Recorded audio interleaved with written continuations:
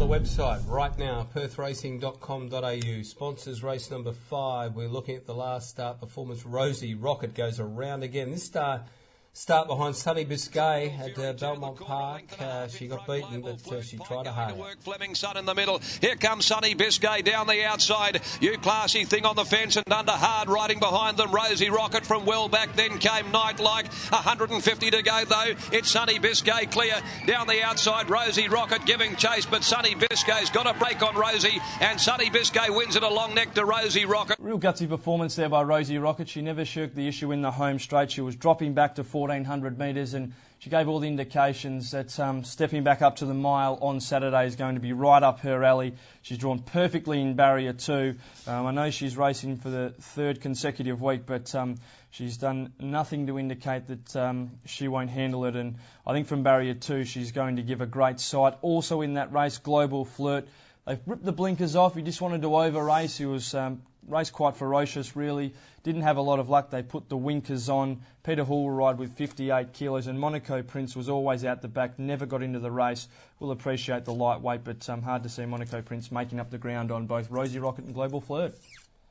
Yeah, it was an interesting run, Global Flirt. As you said, no luck at all. Out there 3 wide. Really toughed it out. And I think he might be a horse that needs a senior rider.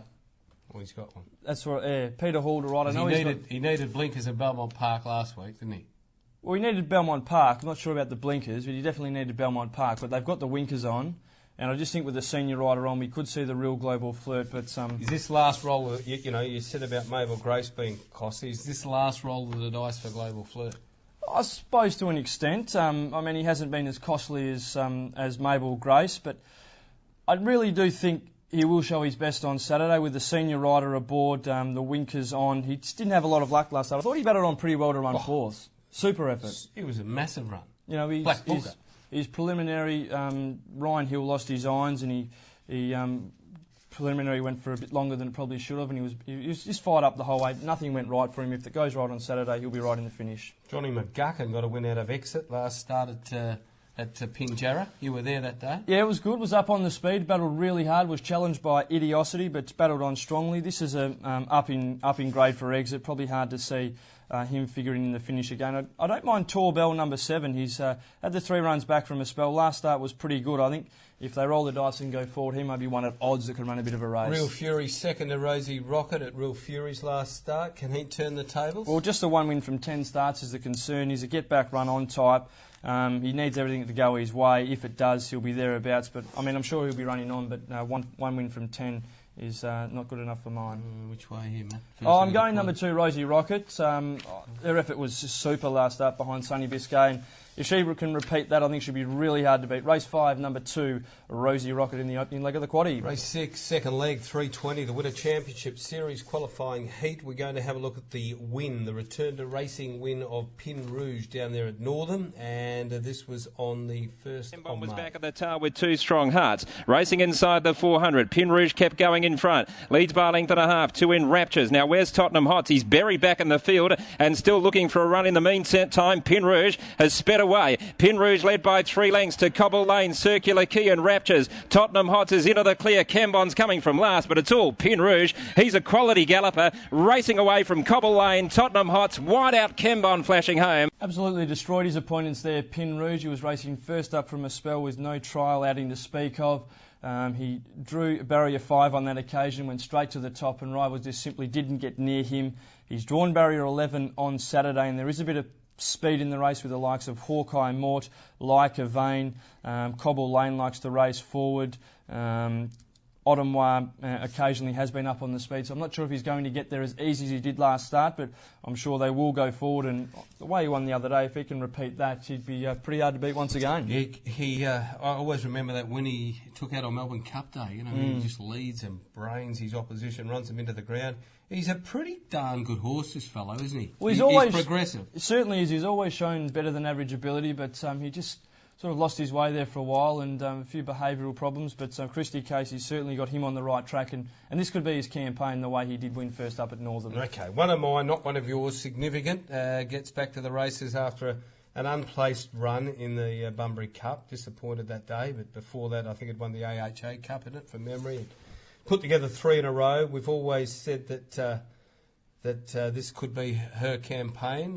Your thoughts there? First up, 1400. Wouldn't be beyond her. No, certainly wouldn't. There is enough speed in the race for her to just to settle off the speed, and she went to the outside and come with a last ditch at her rivals. In the Bunbury Cup, she was up on the speed. They utilised the good draw, and they just went a little bit quick on that occasion. And she's not an overly big mare, and I think that just told on her at the finish. I know it was disappointing, but probably wasn't a run to suit the Bunbury Cup. A mare who was super last winter was Burmese, and I wouldn't read too much into her return to racing behind Dempsey.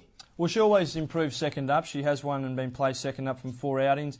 Brad Parnham riding for Neville, drawn barrier 9. Just needs to slot in behind him as a horse that just needs a bit of cover early in the race and be saved up for one last run. And she's certainly got an electrifying turn of speed. Kashar, getting closer, this horse. A wrap with his run the other day. Good run the other day. I'd probably prefer it to see it over 1600. It's back to the 1400. Drawn barrier 3. Should get all the favours, but I'd probably prefer to see him over 1600. Got to ask you about Brooks, my baby. Now, she was one of our pin-up girls last campaign.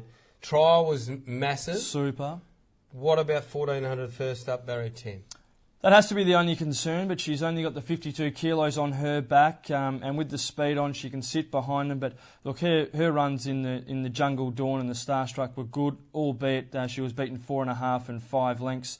Her trial was this super. She looks like she's gone to another level again, and I wouldn't be surprised to see her right in the finish. Did you mention Cobble Lane? They finished behind Cobble Lane, and Kenbon finished behind Pin Rouge. They can't turn the tables. Otumwa? No, not for mine, Marty. I think, there's a few with a bit more class than Otumwa.